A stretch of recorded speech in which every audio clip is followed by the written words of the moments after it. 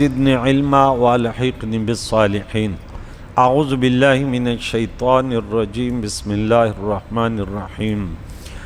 وقال الذين كفروا إن هذا إلا إفك افتراه وأعانه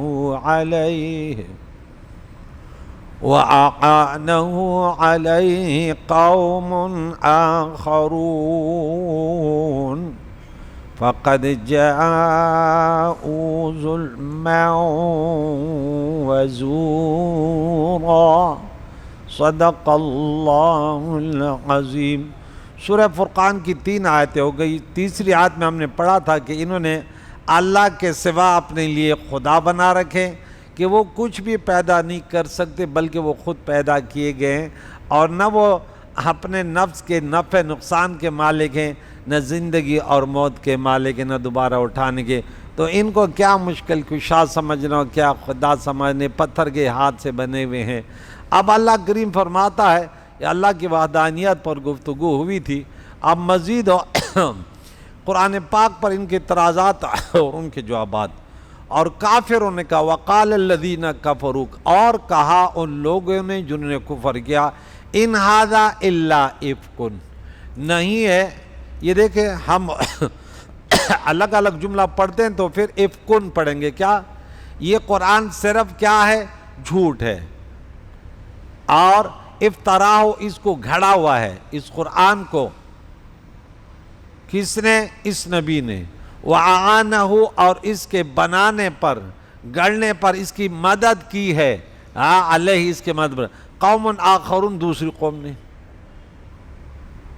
کہ یہ اکیلے بھی نہیں تھا، ان کے ساتھ معاونی تھی. یہ دیکھ ان کی سازشیں دیکھیں.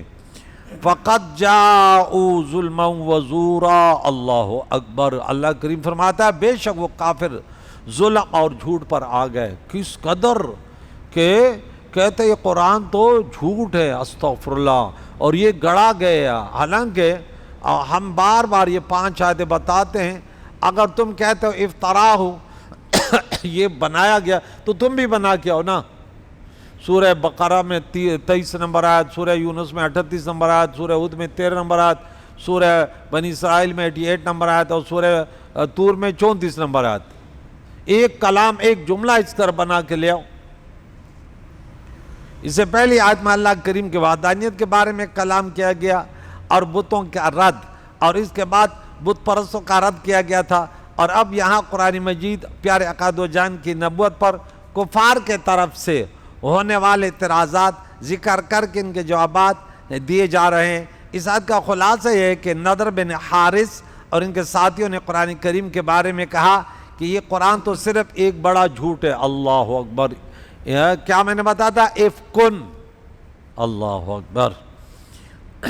جو رسول اللہ صلی اللہ علیہ وسلم نے خود بنا لیا ہے، اور اس پر یہودی اور عداس و یسار وغیرہ اہل کتاب نے بھی ان کی مدد کی. یہ مشرک تھا نا نظر بن حاضر، اس نے بولا ان اہل کتاب نے بھی ان کی مدد کی. جی تو یہ مکی تھا نا. یہ اللہ تعالیٰ نے کے رد میں ارشاد فرمایا کہ وہ نضر بن حارث وغیرہ مشرکین جو یہ بیہودہ بکواس کر رہے ہیں، ظلم اور جھوٹ پر آ گئے ہیں، کیونکہ انہوں نے اپنے مثل لانے سے عاجز کر دینے والے کلام کو یہودیوں کے تعاون سے گھڑا ہوا جھوٹ کہا، اور اس مقدس کلام کی طرف وہ بات منسوب کی جس کے شان کے لائق ہی نہیں ہے. اس کے شان کے لائق بھی اس قدر باتیں کرنا. اور مزید کہا وقالو، انہوں نے بکواس کیا، اساطیر الاولین، یہ قرآن پہلے لوگوں کی کہانیاں ہیں، اکتتبہا، جو اس نبی سے لکھوا لی گئی ہیں، لکھوا لی ہیں، تم لالہ بکرتوں و اصیلا، تو یہیں ان پر صبح شام پڑھی جاتی اور یہ لکھتا رہتا ہے. یہ مزید ان کے پہلے لوگوں کی کہانیاں ہیں اور اس کو لکھوائی گئی. اکتتبہا.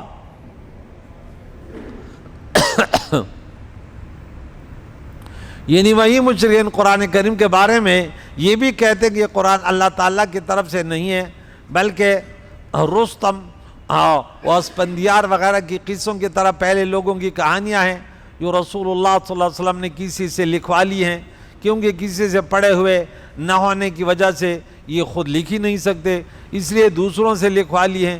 پھر یہی کہانیاں ان پر صبح و شام پڑھی جاتی ہیں تاکہ سن کر انہیں یاد ہو جائے، اور جب آپ کو یاد ہو جاتی ہیں تو وہی کہانیاں ہمیں سنا دیتے ہیں اور کہتے ہیں کہ اللہ تعالیٰ کی کتاب ہے۔ نعوذ باللہ نعوذ باللہ۔ جہنمیوں کو دیکھو، اب جہنمیوں کے کردار سے ان کو دیکھو کہ وہ اللہ کے کلام سے کیسے پھیرے جاتے ہیں اور کیسے اندھے بہرے گنگے ہو جاتے۔ سمن بکمن عمیٌ فہم لا یرجعون۔ قد قل انزلہ، آپ کہہ دیجئے اس کو اتارا نازل کیا اس مبارک کتاب کو اس ذات نے، یعلم السر فی السماوات والارض، جو آسمان و زمینوں کی ہر پوشیدہ بات چیز جانتا ہے۔ انہ کان غفورا رحیما، بے شک اللہ تعالیٰ بخشنے والا اور مہربان ہے۔ پھر انسان کیوں پریشان ہے؟ تو اسے نازل فرمانے والے اللہ کے ذات، اللہ کریم نے کفار کا رد کرتے ہوئے فرمایا کہ حبیب علیہ الصلاۃ والسلام، آپ ان کفار سے فرما دیں کہ اس قرآن کو تو اللہ تعالیٰ کریم نے نازل فرمایا جو آسمانوں اور زمینوں کی ہر بات جانتا ہے، یعنی قرآن کریم کی غیبی علوم پر مشتمل ہونے اور اس بات کی صریح دلیل ہونے کہ قرآن کریم قرآن پاک میں کتنے غیبوں کے حوالے، ان تک پڑھے لکھوں کی بھی رسائیاں نہیں ہیں، کسی کے رسائی ممکن بھی نہیں ہے۔ وَلَوْ كَانَ مِنْ عِنْدِ اللَّهِ لَوَجَدُوا فِيهِ اخْتِلَافًا كَثِيرًا۔ سورہ ال-عمران میں ہم کیا پڑھتے ہیں؟ اگر غیر اللہ کے طرف سے ہوتا اس میں بہت سارے اختلافات پا لیتے۔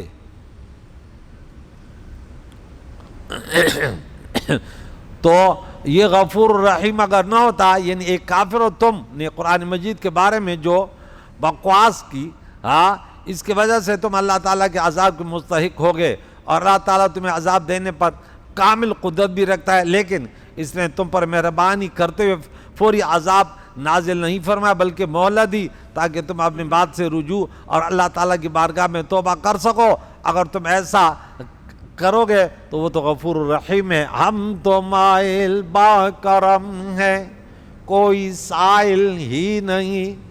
اللہ تو کرم کرتا ہے، راہ دکھلائیں کسے راہ منزل ہی نہیں۔ وہ عذاب دے کر کیا کرے گا؟ وقالو، ان کے بکواس دے کے ما لہذا رسول، اعتراض پہ اعتراض ان کے، اس نبی کو کیا ہوا؟ اگر یہ نبی ہوتا تو کھاتا کیوں؟ یاکل الطعام، یہ تو کھا رہا ہے کھانا، ویمشی فی الاسواق، بازاروں میں گھومتا رہتا ہے، خریداری فروخت کرتا رہتا ہے۔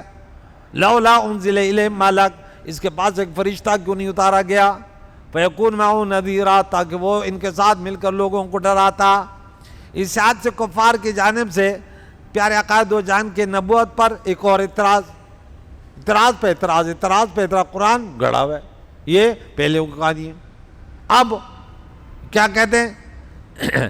چنانچہ اس آیت کا خلاصہ ہے کہ کفار قریش نے کعبہ شریف کے نزدیک کو جمع ہو کر یہ کہا، اس رسول کو کیا ہو گیا کہ ہماری طرح کھانا بھی کھاتا ہے اور ہماری طرح رزق کی تلاش میں بھی بازاروں میں بھی چلتا پھرتا ہے۔ اس ان کافروں کی مراد یہ تھی کہ اگر حضور علیہ السلام محمد صلی اللہ علیہ وسلم اللہ کے نبی ہوتے تو نہ کھاتے نہ پیتے نہ بازاروں میں چلتے، اور یہ بھی نہ ہوتا تو ان کے طرف ان کی تائید کے لیے کوئی فرشتہ کیوں نہ اتارا گیا جو ان کے ساتھ ہوتا اور لوگوں کو ان کے اطاعت کا کہتا اور نافرمانی سے ڈراتا اور ان کی تصدیق اور ان کے نبوت کی لوگوں کو دعوت دیتا؟ ایسے کیوں نہیں ہے بھائی؟ وہ پھر تو آپ کے لیے نمونہ ہی نہیں ہوتا۔ لَقَدْ كَانَ لَكُمْ فِي رَسُولِ اللَّهِ أُسْوَةٌ حَسَنَةٌ۔ آپ کہتے ہیں بھائی وہ اس لیے اللہ کی بندگی کرتے ہیں، کہتے ہیں کہ اس کو تو کھانے کی ضرورت نہیں ہے، پینے کی ضرورت نہیں ہے، تو ہم تو نہیں کر سکتے نا۔ اب اس نے اپنے جسم کے ساتھ تین پتھر باندھ کر، ابھی واقعات سناتا ہوں جلدی کہ دیکھیں رسول اللہ صلی اللہ علیہ وسلم کی شان دیکھیں۔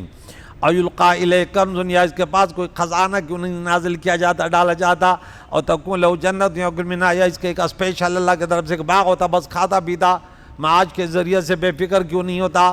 وقال الظالمون ان تتبعون الا رجلا مسحورا، ان ظالموں نے کہا تم ایسے شخص کی پیروی کرتے ہو جس پر جادو کیا گیا، کبھی کہتے جادوگر ہے، کبھی کہتے اس پر جادو ہے، استغفر اللہ۔ اب دیکھیں اس آیت میں پیارے عقائد و جان کے بارے میں کفار قریش کے مزید بیہودہ باتیں بیان کی گئی کہ انہوں نے کہا ان کے طرف آسمان سے کوئی خزانہ ڈال لیا جاتا اور یہ معاش کے اصول سے بے نیاز ہو جاتے، اور اگر انہیں کوئی خزانہ نہیں ملتا تو کم از کم ان کا کوئی باغ ہوتا جس میں سے یہ مالداروں کی طرح کھاتا پیتا اور بے پرواہ ہوتا۔ یاد رکھ کہ ان سب باتوں سے کفار قریش کا منشا یہ تھا کہ اللہ تعالیٰ نے اپنے حبیب علیہ السلام کو کھانے پینے سے بے نیاز کیوں نہ کر دیا، یا تو انہیں کھانا کھانے کی حاجت ہی نہ ہوتی، اگر تھی تو غیبی خزانے ان پر آ جاتے جس سے انہیں کمانے کی ضرورت نہ ہوتی، یہ بھی انہوں نے ظاہر کے لحاظ سے کہہ دیا، ورنہ اللہ کریم کی عطا سے پیارے عقائد و جان کے قبضے میں غیب کے خزانے تھے۔ حضور علیہ السلام جنتی باغوں پر قابض بھی ہو سکتے تھے، چنانچہ اللہ کریم نے فرمانا انا اعطیناک الکوثر، آپ کو ہم نے کوثر بخشا۔ حضور علیہ السلام خود فرماتے ہیں، بخاری کی حدیث سنا دیتا ہوں، کتاب الجنائز حدیث نمبر 1344، اوتیت تو میں دیا گیا مفاتیح خزائن زمین کے چابیاں میرے سپرد کر دی گئی ہیں، اللہ اکبر۔ اور فرماتے ہیں کہ اگر میں چاہتا تو میرے ساتھ سونے کے پہاڑ چلتے، میں اشارہ کرتا سونے کے پہاڑ چلتے بھائی، میرے نبی کو اللہ نے کتنی قدرت دی ہے۔ اور فرماتے ہیں کہ میں نے دوران نماز قبلے کی دیوار میں جنت دیکھی اور اس سے ایک خوشہ لینا چاہا، اور اگر لے لیتا تو جب تک دنیا باقی رہتی اسے تم کھاتے پیتے ختم، وہ جنت کا پھل ہوتا نا۔ قال الظالمون ان تتبعون الا رجلا مسحورا، کفار کے بارے میں مزید ارشاد فرمایا کہ انہوں نے مسلمانوں سے کہا تم ایسے مرد کی پیروی کرتے ہو جس پر جادو ہے، معاذ اللہ، ان کے تو ضمیر ہوئی جس پر جادو ہوتے وہ ایسے تھوڑی ہوتے، اللہ اکبر۔ سے معلوم ہے کہ کفار خود اپنے بات پر مستقل نہیں ہوتے تھے، کبھی کہتے کاہن ہے، کبھی کہتے جاہد ہے، کبھی کہتے دیوانہ ہے، تو کبھی کہتے اس پر جادو کیا گیا۔ انظر کیف ضربوا لک الامثال، اے محبوب دیکھ آپ کے لیے کیسے مثالیں بیان کرتے ہیں، انہیں شعور بھی نہیں ہے۔ فضلوا فلا يستطيعون السبيل، بھٹک گئے، ابھی ان کو راستہ کا کوئی پتہ نہیں ہے۔ تو اس سے اوپر والی آیت میں حضور علیہ السلام کے بارے میں بیان کی گئی کہ کفار کے بیہودہ باتوں کے بارے میں اللہ کریم ارشاد فرماتا ہے کہ اے حبیب علیہ السلام آپ دیکھیں کہ کفار آپ کے بارے میں کیسے عجیب و غریب اور عقل سے خارج باتیں کر رہے ہیں، اور یہ باتیں عجیب ہونے کی وجہ سے کہاوتوں کی طرح ہیں، اور انہوں نے آپ کے لیے کیسے احوال گھڑ لیے ہیں جن کا واقع ہونا ہی بعید ہے۔ یہ لوگ آپ کی شان سے جاہل اور آپ کے جمال سے غافل ہیں کہ انہوں نے جادو کیے ہوئے اور محتاج کے ساتھ آپ کو تشبیہ دے دی، حالانکہ جادو کیا ہوا اور محتاج شخص کبھی بھی جادو کیا ہوا یا محتاج شخص کبھی بھی رسول نہیں بنتا، کیونکہ ان کے اندر یہ صلاحیت نہیں ہوتی۔ اس وجہ سے یہ لوگ واضح طور پر حق سے گمراہ ہو گئے، اور اب انہیں ہدایت کی کسی راہ کی طاقت نہیں، اور اپنے گمراہی سے نکلنا ان کے پاس کوئی راستہ نہیں ہے۔ آگے مزید اس پر گفتگو کریں گے کہ اللہ چاہتا نا تو آپ کے لیے اتنے خزانے آپ کے اختیار میں تھے۔ حضور علیہ السلام کا فقر، الفقر فخری، یہ اختیاری تھا۔ آگے میں بتاؤں گا حدیثوں کے روشنی میں کہ 7 دن تک حضور علیہ السلام کے گھر میں آگ تک نہیں جلتی۔ یہ ہمیں اور آپ کو سمجھانے کے لیے کہ تم پر بھی وَلَنَبْلُوَنَّكُمْ بِشَيْءٍ مِّنَ الْخَوْفِ وَالْجُوعِ، بے روزگاری آئے گی، گھر میں کھانا پینا نہیں ہوگا، تو جب آپ کے سامنے رسول اللہ کی حیات طیبہ ہوگی تو آپ بولیں گے ارے اس کائنات کے وہ ہستی جس کے صدقے دنیا آباد ہے، جس کے پاس اختیار ہے، اگر چاہے تو پہاڑ سونے کے بن جاتے، پھر بھی بھوک کو غربت کو ترجیح دیتا ہے، تو میں تو اسی نبی کا کلمہ پڑھنے والا ہوں۔ اس دنیا میں کوئی بھلائی نہیں ہے۔ سورت نمبر 42 آیت نمبر 27 تک کیا تھا؟ یہ ایک آیت بتا دوں کہ اللہ کے نبی نے بھی فرمایا کہ رزق کے بڑھلائی میں کیا ہے؟ بہتات میں غفلت ہے، الہاکم التکاثر، تمہیں غفلت میں ڈالا کس نے؟ دنیا کے بہتات نے، کہ دنیا جتنے دنیا بڑھ جاتی ہے اس قدر انسان کیا ہوتا ہے بولو؟ باغی ہو جاتا ہے، سرکش ہو جاتا ہے، اور کیا ہو جاتا ہے؟ باغی ہو جاتا ہے، متکبر ہو جاتا ہے، فرعون جیسی عادتیں ان کے اندر آ جاتی ہیں، اور جب غریب ہوتا ہے تو پھر درس قرآن بھی سنتا ہے اور پھر مسجد میں بھی آتا ہے، علماء کے ساتھ بیٹھتا بھی ہے، سب سے بڑی بات ہے ان کے اندر تکبر نہیں۔ آیت نمبر 27 دیکھیں، وَلَوْ بَسَطَ اللَّهُ رِزْقَ لِعِبَادِهِ لَبَغَوْا فِي الْأَرْضِ، اگر اللہ کریم اپنے بندوں کے لیے رزق میں فراوانی، میں بھی چاہتا ایک محل ہوتا، ایک کیا ہوتی، ایک بڑی گاڑی ہوتی، یہ ہوتی، تو پھر یہ میری حالت تو اتنا تکبر ہوتا، اتنا غرور ہوتا کہ بس اکڑ کر چلتا، دنیا بھی برباد و آخرت بھی برباد۔ لیکن اللہ تعالیٰ بقدر، یہ بچہ اتنی محنت کرتا ہے، صبح اٹھتا ہے، آنکھ نہیں کھلتی، کہتے 2 مرتبہ گھنٹی، لیکن اس کو پتا ہے کہ استاذی درس دے گا، نماز کے لیے پہنچ جاتا ہے۔ اس قدر مشقت یہ جنتیوں کی علامت ہے کہ بھائی ابھی آیا کام سے، پھر بھی یہ ہے مسلمان کہ نماز بھی پڑھی، اور کبھی کبھی نماز ہو جاتی راستے میں آگے بولے چلو درس میں تو حصہ لے لیتے ہیں۔ اس سے بڑھ کر کوئی خوش نصیبی ہو سکتی ہے کسی کی؟ صبح کی نماز بھاگ بھاگ کے پڑھی، اس کے بعد جیسے نماز پڑھی اپنی ڈیوٹی پہ چل دیا، یہاں سے صدر پہنچا، کتنے بجے گھر پہنچتے ہو؟ رات کو 8 بجے پہنچتا ہے، پوری دن محنت کر آپ کے اس کے گھر میں خزانے ہوتا، بحال آتا یہ کہ ایسے چلتا، پھر ہم کہتے انیس السلام علیکم، یہ ہوتا ہے ایسے بات کرتا۔ یہ محبتیں نہ ہوتی، یہ محبتیں غربت کی وجہ سے ملتی ہیں، یہ قرآن کی محبت، قرآن کی محبت، نبی کی محبت، یہ غربت کی وجہ سے ملتی ہیں۔ میرے مدرسے میں اگر بچے اور بچیاں پڑھتے ہیں تو غریب لوگوں کے بچے پڑھتے ہیں، دولت مندوں کے بچے وہ، اور قرآن اور نماز وہ تو ایسے بولتے ہیں کہ جیسے بس وہ تو انگلش پر انہیں فخر ہے، غیر مسلموں کے زبانوں پر انہیں ناز ہے۔ یہ بچہ جوان ہوگا تو ابو کیا بولے گا؟ عالم دین بن جائے، اور کروڑپتی کھرپتی بولے مولیوں سے دور رہو بھائی۔ وہ تو ویسے بھی داڑھی، بچے کی داڑھی دیکھ لے تو 104 کا بخار ہو جاتا ہے، بولے یا اللہ خیر، یہ تو دیندار بن رہا ہے۔ دیندار سے کیوں ڈرتے ہیں؟ کہ کل ہمیں جہنمی بھی پہنچا سکتے ہیں۔ بڑے بڑوں کو جہنم میں، ممتاز قادر نے کس کو جہنم میں پہنچا یاد ہے نا آپ لوگوں کو؟ نہیں شیطان رجیم کو، اس کا نام صحیح لیا کرو، شیطان رجیم کو، ایسے نام لو علم بلاغت کی وجہ سے تمہیں کوئی پکڑے بھی نہیں۔ شیطان رجیم کو شیطان رو جہنم میں پہنچایا۔ کریم مولا سے دعا ہے ہمیں اللہ تعالیٰ جو زندگی اس پر صبر کرنے کی توفیق عطا فرمائے۔ رضیت باللہ ربا، رضیت باللہ ربا وبالاسلام دینا وبمحمد صلی اللہ تعالی علیہ وسلم رسولا و نبیا صلی اللہ علیہ وسلم۔